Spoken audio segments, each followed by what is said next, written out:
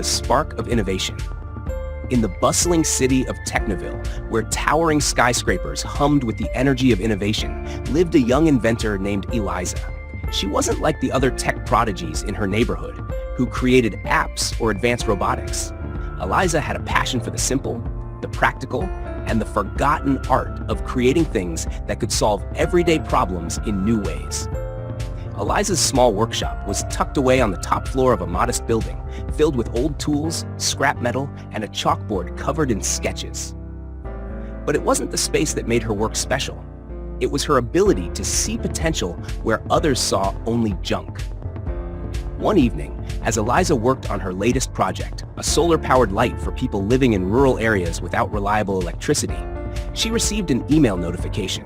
It was from the Technoville Innovation Expo, an event that showcased the brightest minds and their groundbreaking inventions. The deadline for submissions was fast approaching, and Eliza had never participated before. The thought of competing with the city's top innovators made her hesitate. Her inventions weren't flashy, and they certainly didn't use the latest technology. But she remembered something her grandmother once told her. Innovation is about making life better, not just bigger or faster. With renewed determination, Eliza decided to take a chance and enter the expo. She spent the next few weeks refining her solar-powered light, adding features that allowed it to be charged more efficiently, and designing it to be simple enough for anyone to use. She even found a way to make it affordable for people in remote villages. The day of the expo arrived, and Eliza set up her booth alongside cutting-edge inventions like self-driving cars and smart cities. The crowd was buzzing with excitement as people wandered from one booth to another, admiring the technology on display.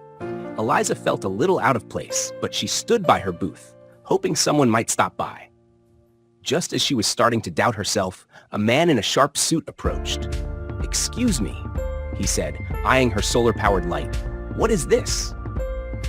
"It's a solar-powered light for people who live in areas with no electricity," Eliza explained. "It's designed to be affordable and easy to use, and it helps families light up their homes without relying on expensive batteries or fuel." The man nodded, clearly intrigued. "How does it work?" Eliza walked him through the mechanics, explaining the charging process and how the light could last for up to 8 hours on a full charge. "I like this," the man said thoughtfully. "It's practical, sustainable, and doesn't require a lot of resources to make. But tell me, what made you come up with this idea?" Eliza smiled, her eyes lighting up. "I grew up in a small village, and we often had to make do with candles or flashlights when the power went out. I wanted to create something that could help people like my family, something that could be used by anyone, no matter their resources." The man's eyes softened as he looked at her invention. "You've got something here, Eliza. This isn't just about innovation for innovation's sake. You've created something that could truly change lives." After a few more questions, he gave her a business card. "I think we can work together to get this into the hands of people who need it most. Your innovation has the potential to make a real impact." Eliza's heart soared.